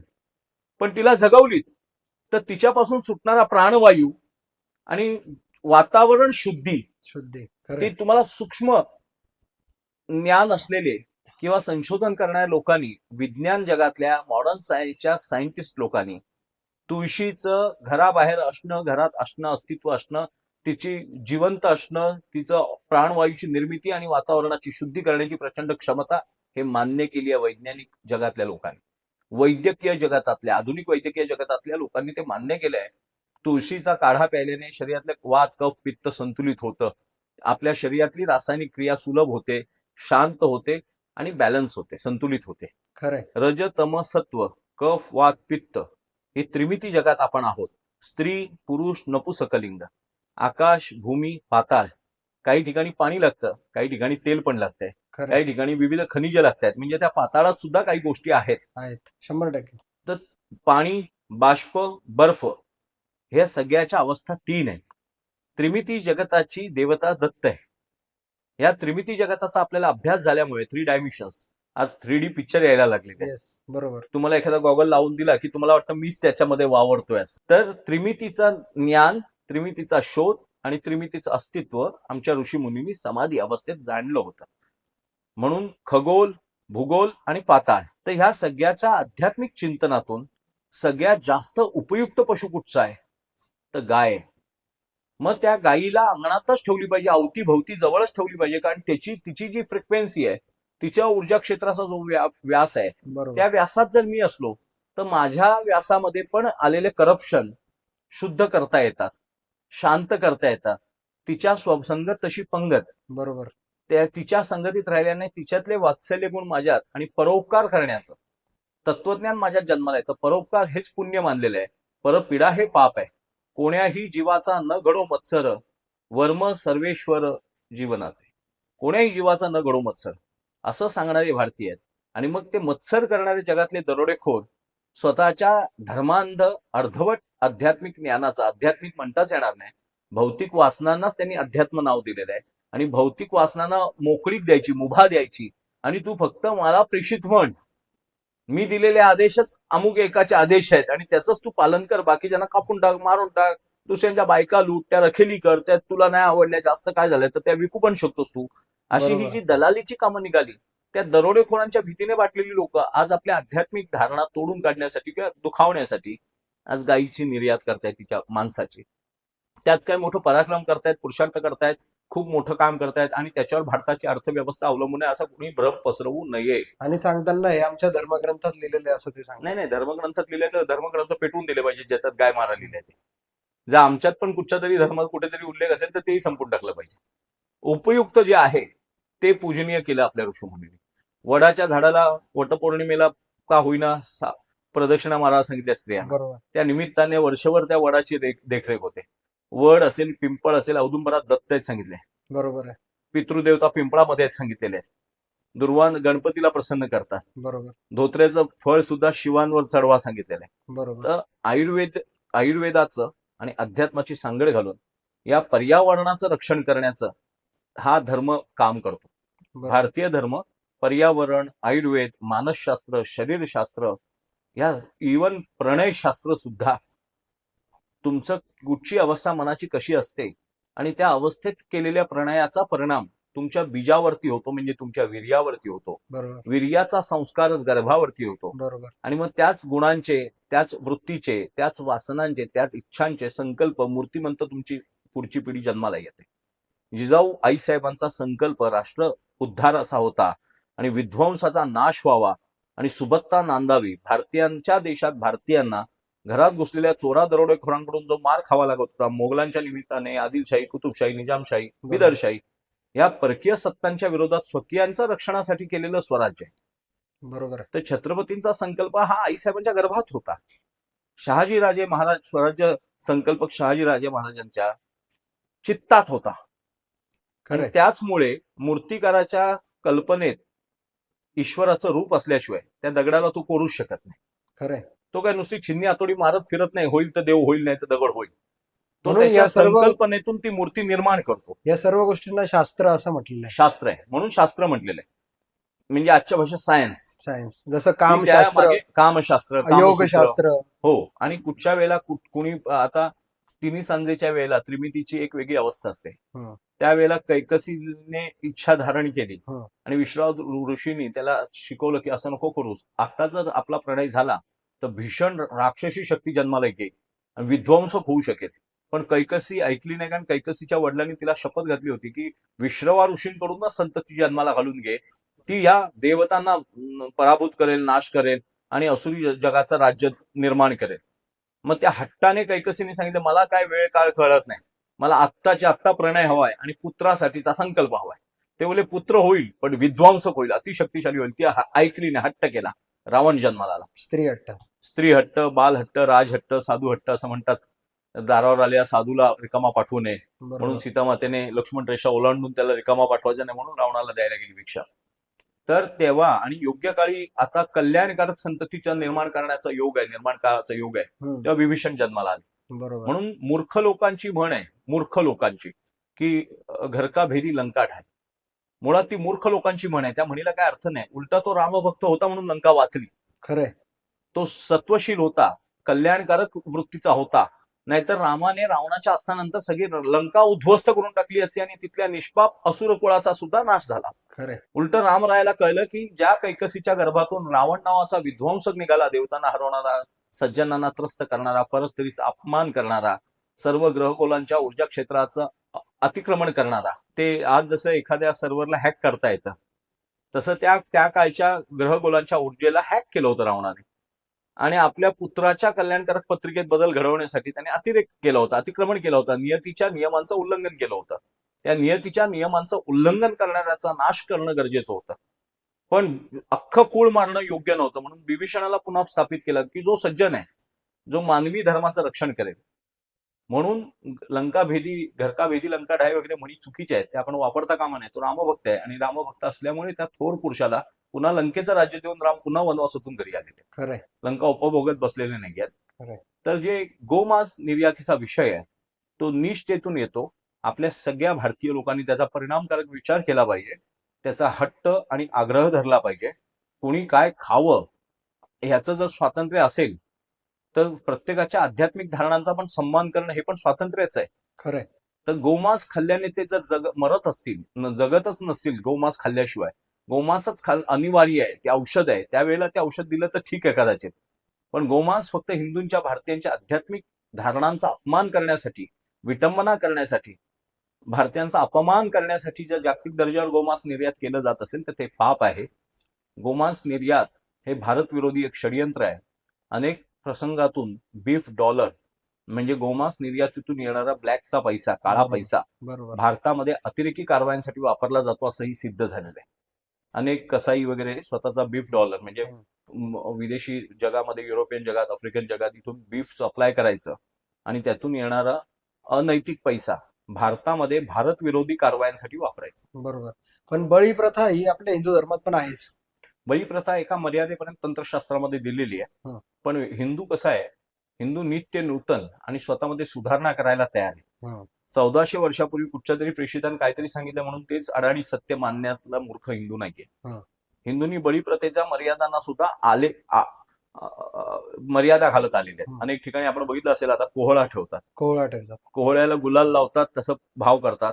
आणि ते तंत्रशास्त्रामध्ये प्राणशक्ती एखाद्या गोष्टीसाठी वापरण्यासाठी हं.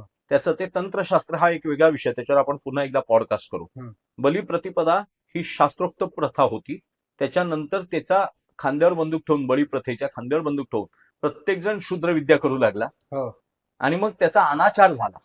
एखाद्या तंत्रज्ञानाचा अनाचार जेव्हा होतो, दुराचार होतो, स्वतःच्या स्वार्थासाठी त्याचा प्रयोग होतो. बरोबर. उदाहरणार्थ मोबाईल हे तंत्र आहे, पण दुसऱ्याच्या मोबाईलला हॅक करून त्याचं गोपनीय गुप्त माहिती, खाजगी माहिती काढून घेणं हं.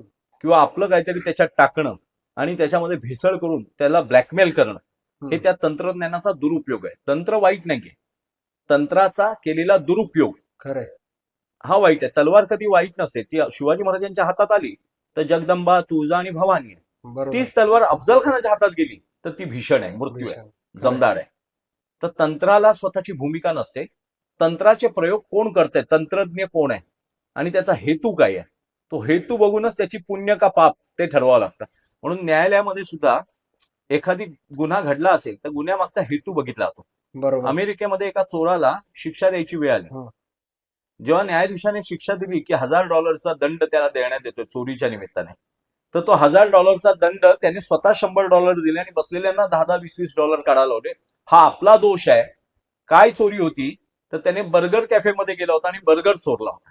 तर त्याने सांगितलं न्यायाधीशाने की त्याने तिथली कुठची मौल्यवान वस्तू चोरली नाही, तर नैसर्गिक नियमांचा भाग असलेला भूक त्याची ह्या निर्माण झालेल्या समाज व्यवस्थेतल्या राजसत्तेने पूर्ण केली नाही, म्हणून त्याला बर्गर चोरावा लागलाय. त्या बर्गर खालची प्लेट त्याने घेतली नाही, तिथे मौल्यवान शोपीस ठेवले होते, ते शोपीस त्याने घेतले नाहीत. त्याला भूक लागली होती, ती नैसर्गिक गरज आहे. आणि शासन म्हणून तुम्ही जी निर्माण केली आहे मनुष्यानी व्यवस्था, त्या व्यवस्थेमध्ये जर त्याचं अन्न पुरवण्याचे दायित्व तुमच्याकडे घेता येत नसेल तर आपण सगळे अपराधी आहोत. म्हणून तो दंड त्याने भरायचा नाहीये. त्या $1000 दंड सरकारला पण मिळणार नाही. त्या $1000 दंड त्या गरीबाला देण्यात आला आणि त्याच्या उलट पक्षी शासनाने त्याच्या भुकेकडे लक्ष द्यावं आणि अशा गरिबांची भूक भागवण्याचं कर्तव्य आहे. त्याला चोरी म्हणता येणार नाही असं त्यांनी सांगितलं. म्हणजे मी ही जागतिक उदाहरणं का देतोय तुम्हाला, तर गोमांसाने कुठचंही जग जगणार नाही आणि गोमांस नाही खाल्लं तर कुठचंही जग मरणार नाही. खरं ते फक्त भारतीयांचा अपमान करण्यासाठी, भारतीय आध्यात्मिक धारणांची विडंबना करण्यासाठी केलेलं एक नीच कृत्य आहे. त्या नीच कृत्यापासून भारतातल्या धर्मांतरित मुसलमानांनी, मूळचा रक्त हिंदूंचा असलेल्या भारतीय मुसलमानांनी प्रामाणिकपणे, आता उत्तर प्रदेशमध्ये, बिहारमध्ये मी तुम्हाला 1000 व्हिडिओ दाखवीन की ते सांगतात की आम्ही कृष्णाचे वंशज आहोत. मुसलमान सांगतात आम्ही रामाचे वंशज आहोत. वो अल्लाउद्दीन खिलजी के समय हमको कन्वर्ट किया गया, हम राम जी के वंशज, हम राम जी को अपना पितृदेवता मानते हैं, हम कृष्ण के. आता त्यांची मती सुधारायला लागली आहे, कारण त्यांना कळायला लागले की अरब तुर्क आपल्याला स्वीकारत नाही, भांडी घासायची पण काम आपल्याला देत नाहीत, आपल्या कनिष्ठ मानतात.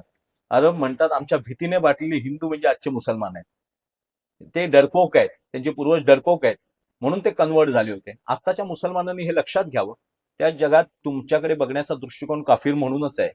तुम्ही किती इस्लामची दुहाई दिलीत, तुम्ही किती अरबांसारखा पोशाख केला, तरी तुम्हाला कोणी अरब म्हणणार नाहीये. ते तुम्हाला वाटलेले हिंदूच मानणार आहे. तर त्याच्यामुळे तुम्ही प्रामाणिकपणे स्वकुळाकडे, स्वघराकडे परत फिरा आणि आपल्याच कुळाचा अपमान गोमांसाच्या निर्यातीने करण्याचं जे पाप तुम्ही करताय ते तुम्ही करणं बंद करा. खरंय. तुम्ही आता जो बोलताना एक गोष्ट सांगितली की तंत्र हे वाईट नाहीये, हे तुम्ही कुठल्या गोष्टीसाठी उपयोग करता त्याच्यावर आहे, त्याच्यावर आहे. आताच जस्ट एक लेटेस्ट किस्सा घडलेला आहे नाशिकमध्येच. कॅप्टन अशोक खरात यांनी आत्ता कोर्टात त्याच गोष्टी सांगितल्या की मी जे करत होतो हा एक तंत्राचा भाग होता. जसं आपल्याकडे योनी पूजा केली जाते तसं त्या गोष्टी हे सगळं जे होतं हे तुमच्या समोर आलेलं आहे. हा एक तंत्राचा भाग होता, हा माझ्या साधनेचा भाग होता, यात वैयक्तिक असं काही नव्हतं. यावर तुम्हाला काय वाटतं, काय माझं असं मत आहे, कुठच्याही तंत्राचा अतिरेक झाला किंवा स्वतःच्या व्यक्तिगत वासनांसाठी त्याचा दुरुपयोग झाला की ते तंत्र त्या साधकावर उलटल्याशिवाय राहत नाही. व्यक्तिगत वासनांसाठी तंत्राचा उपयोग झाला की ते तंत्रच किंवा त्या तंत्राचा जो फॉर्म्युला असेल, सिद्ध देवता असेल, त्या त्याच्यावर उलटल्याशिवाय राहत नाही. खरातांविषयी माझं मत स्पष्ट असं आहे की खरातांचा आणि त्या ज्या काही स्त्रिया असतील त्यांच्या संगनमताने त्या गोष्टी होत होत्या. नोकराने फुटेज बाहेर पाठवले आणि त्यानंतर आता तक्रारदार उभे राहिले. बरोबर. आपली अब्रू जायला नको म्हणून त्या स्त्रिया आता तक्रारी करतायत. म्हणून त्या स्त्रिया संगनमतानेच ते झालं होतं. कुठेही आपण जो निर्भया बलात्कार बघितलाय दिल्लीमध्ये बसमध्ये झालेला, त्या स्वरूपाचा तो बलात्कार नाहीये आणि बलात्कार झालेत की नाही हे पण सांगता येणार नाही. बरोबर. ते जर ते अजून फॉरेन्सिक रिपोर्टच आले नाही आले तर तुम्ही आणि मी त्याला बलात्कार म्हणून काय उपयोग आहे. बरोबर आहे.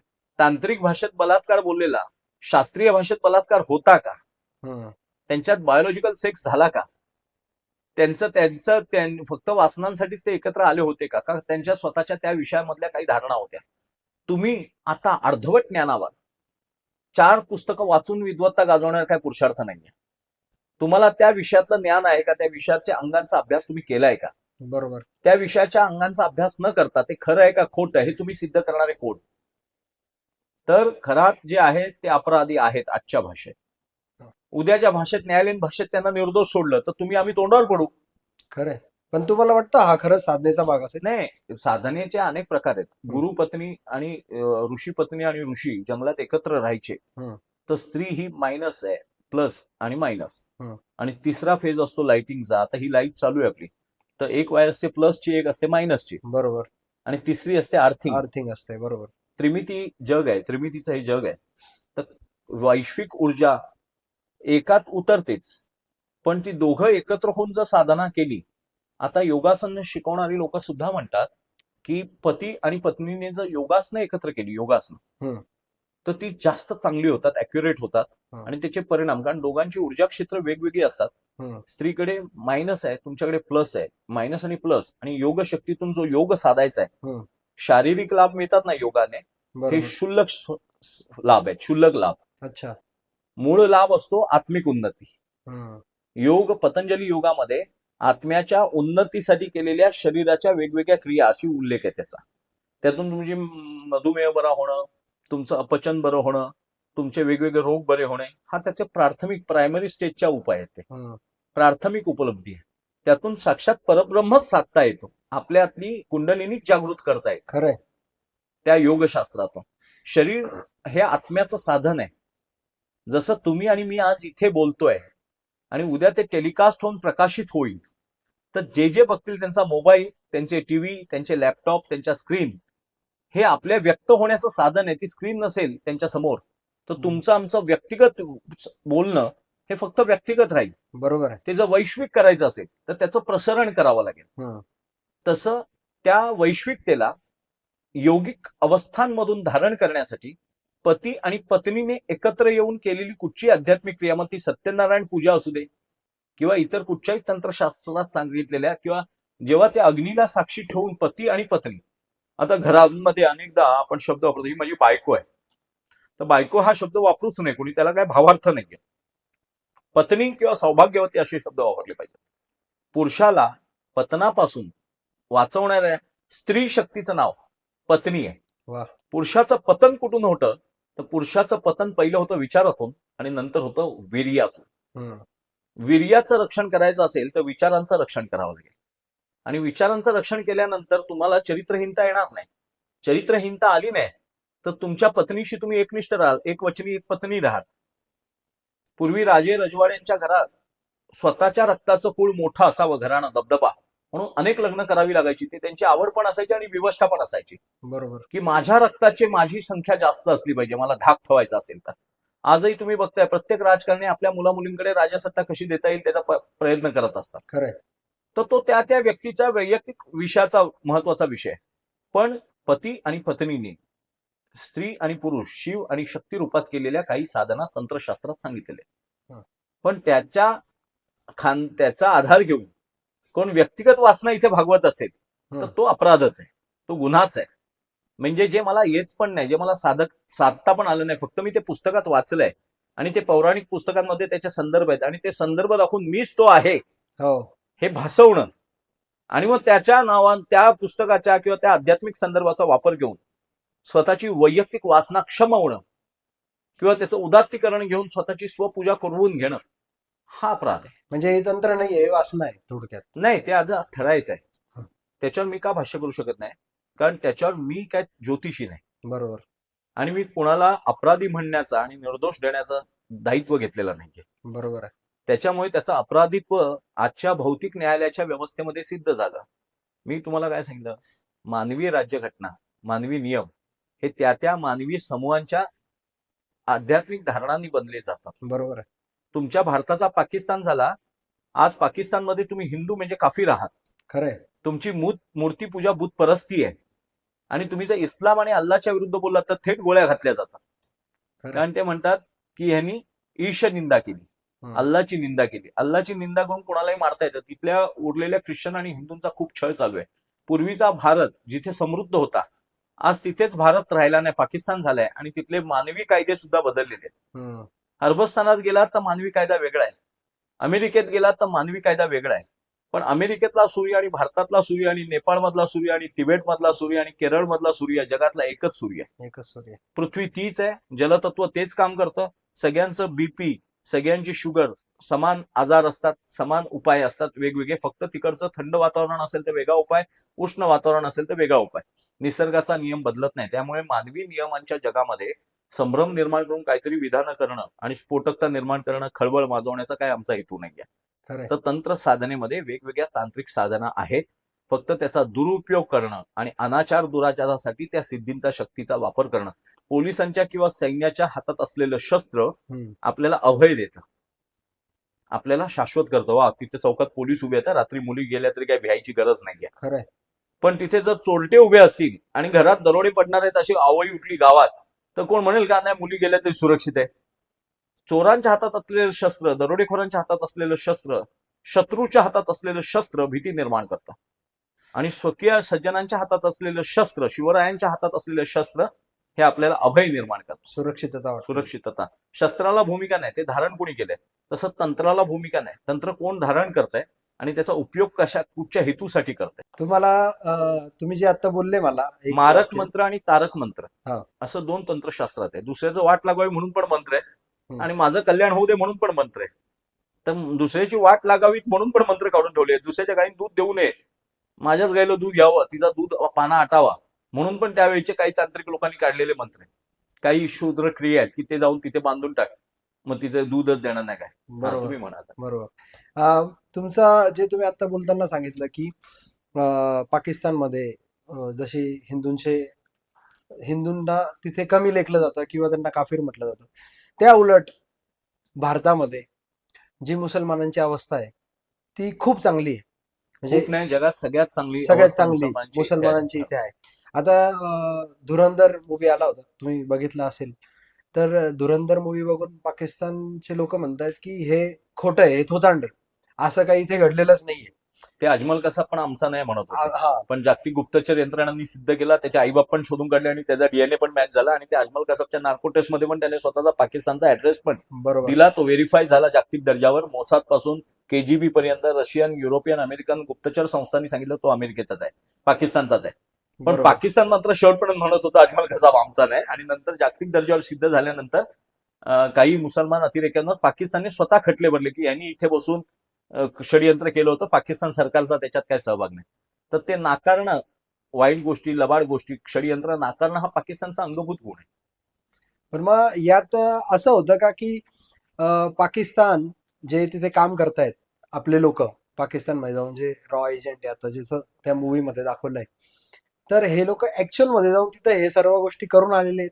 हे लोक नकारतायत कारण त्यांचे जे जनता आहे ते तर नकारते हे गोष्टी, पण त्यांचे जे हाय लेवलचे कमांडिंग ऑफिसर वगैरे ते पण म्हणतात की असं काही एअर स्ट्राईक झाली नाही म्हणतात ते लोक. हो, मागे एअर स्ट्राईक झालं तेव्हा ते नाकारणार. हो, मागे जेव्हा सर्जिकल स्ट्राईक झालं तेव्हा पण ते नाकारत होते. आता मध्ये त्या 2 महिला पायलटने त्यांच्यावर हल्ले केले, हो. ते ऑपरेशन सिंदूरच्या ऑपरेशन सिंदूरच्या वेळेला, पुलवामाच्या हत्या नाही, त्या काश्मीरमध्ये बरोबर. अतिरेक झाला, बरोबर. हिंदूंना वेगळं करून मारण्यात आलं. ते पाकिस्तानी सोडू दे नाकारणारे. आपल्या इथले मूर्ख धर्मनिरपेक्ष लोक सुद्धा म्हणत होते नाही नाही, हिंदू मुस्लिम असं करून काही वेगळं नाही केलं.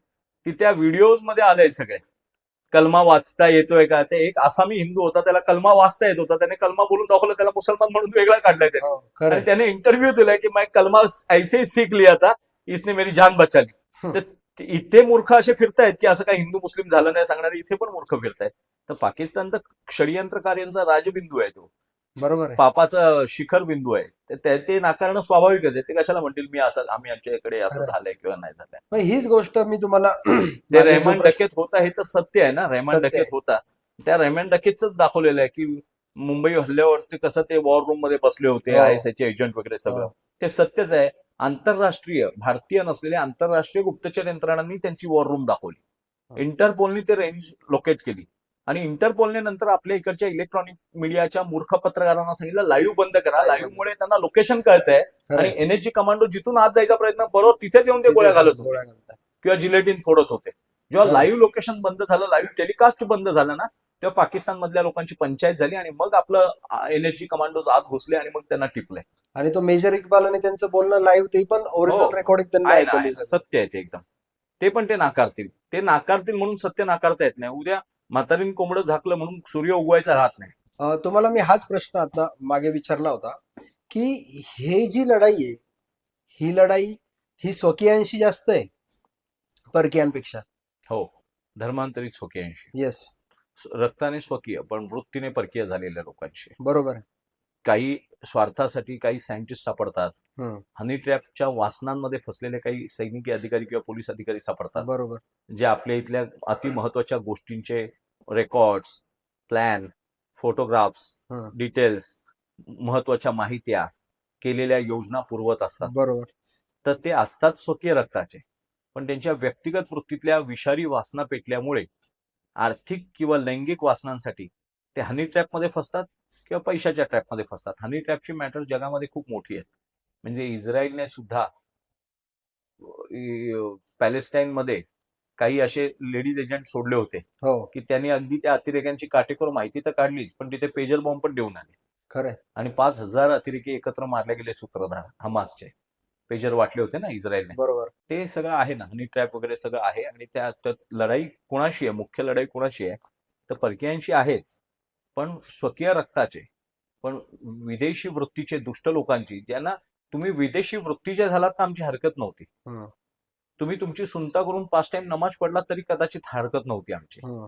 पण जगाने सगळ्यांनीच नमाज पडली पाहिजे आणि सगळ्यांनीच खतना केला पाहिजे बरोबर आहे. आणि सगळ्यांनीच गाय घालली पाहिजे आणि आम्ही म्हणतो तेच पूर्ण सत्य आहे, तुम्ही म्हणता ते नाकारलं पाहिजे. हा जो नीच अहंकार आहे, त्या अहंकाराच्या विरुद्धची लढाई आहे, नीचपणाची लढाई आहे. तुम्ही स्वतःला नाचवलं म्हणून जगाने नाचलंच पाहिजे. मी बेवडा झालो म्हणून जगाने दारू प्यायलीच पाहिजे. जो ना पिये रम वो क्या जाने गम, अशी बेवड्यांची वाक्य असतात काही.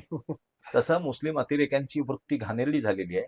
रक्त हिंदूंचं आहे, अरबा तुर्कांच्या अत्याचाराने बाटवल्या गेलेलं आहे. बरोबर. तो बाटवलेला अत्याचार विसरून, अन्याय विसरून आपल्या स्वकुळावर, जसं मोपल्यांचं बंड केरळमध्ये झालं 1921 साली, मोपल्यांचं बंड नावाचं एक मोठं प्रकरण आहे.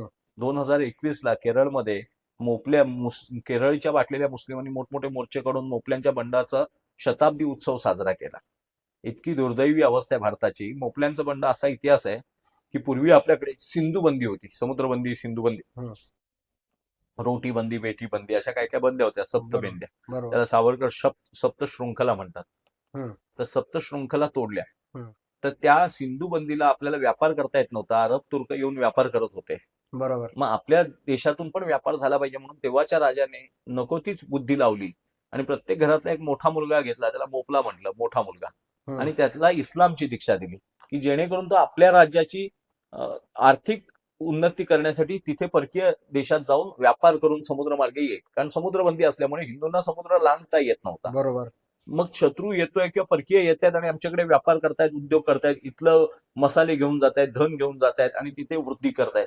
मग आपल्याही लोकांनी तिकडे जाऊन आपले माल मसाला विकला पाहिजे आणि तिकडचं धन, सोनं, नाणं इथे आणलं पाहिजे. या वृत्तीने केरळच्या किनारपट्टीच्या राजांनी आपल्या प्रत्येक हिंदूंच्या घरातला एक मोठा मुलगा घेतला, त्याला मुसलमान केला, त्याला म्हणतात मोपले.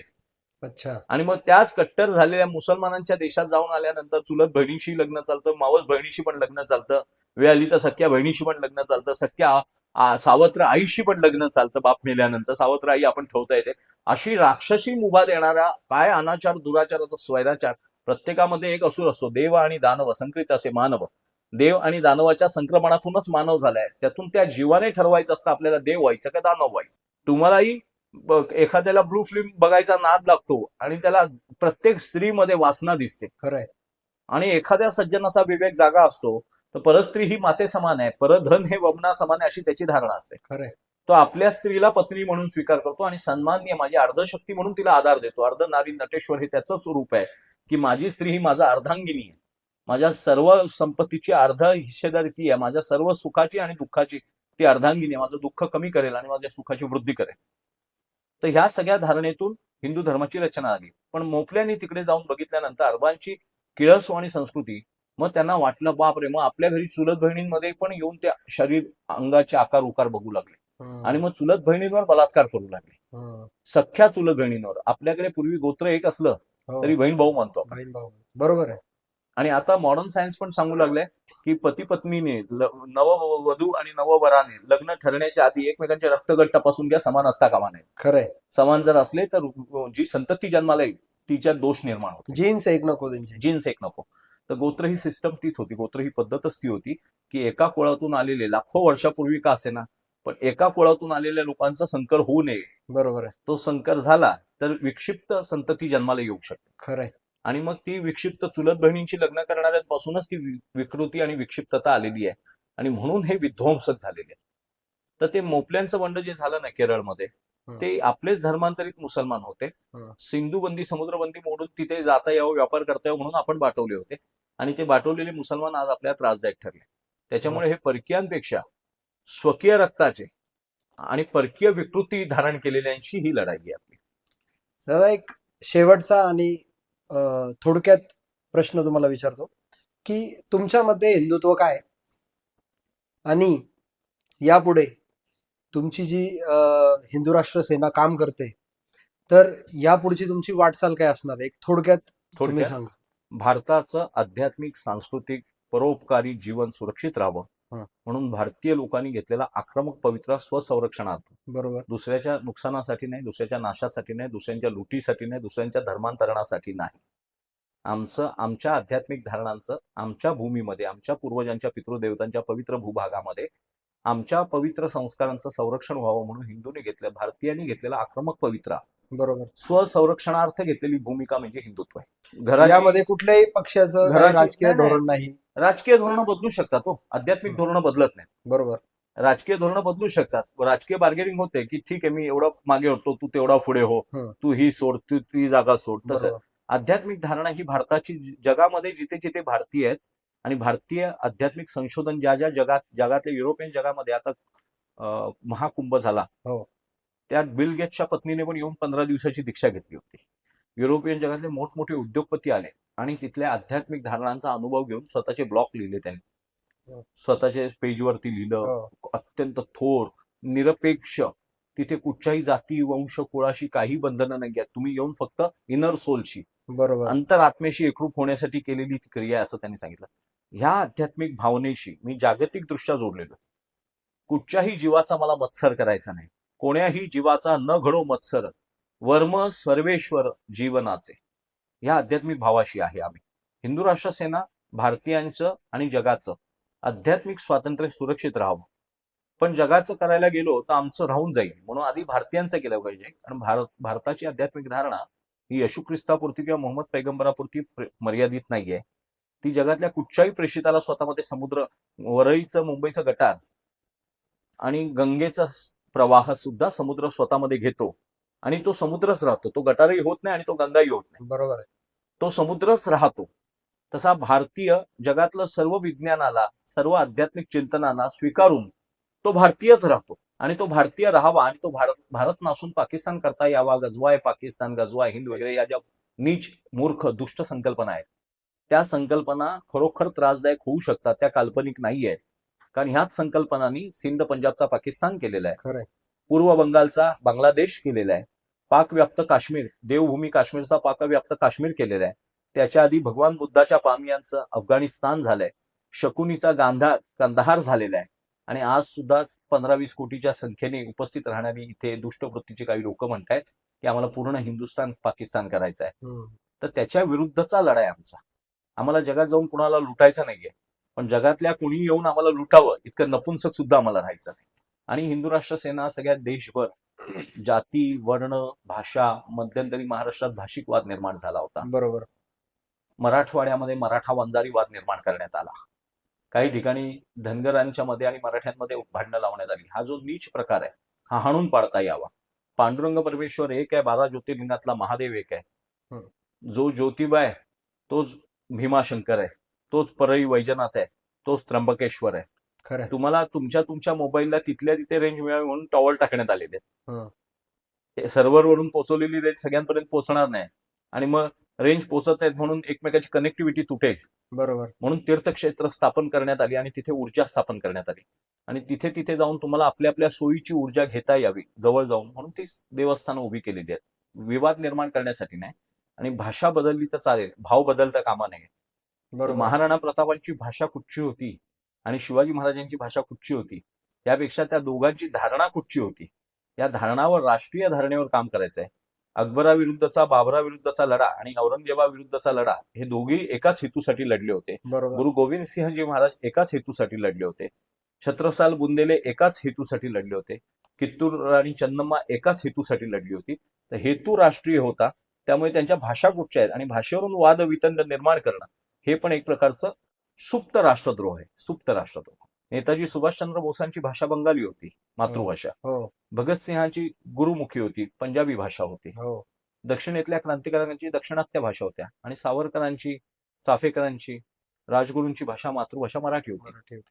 पण वेगवेगळ्या भाषांमध्ये असलेल्या सगळ्या क्रांतिकारकांचं लक्ष भारत स्वतंत्र व्हावा हेच होतं. बरोबर आहे. त्यामुळे भाषिक वाद करण्यापेक्षा राष्ट्रीय वादाकडे लक्ष दिलं पाहिजे, राष्ट्रीय सुरक्षेकडे लक्ष दिलं पाहिजे.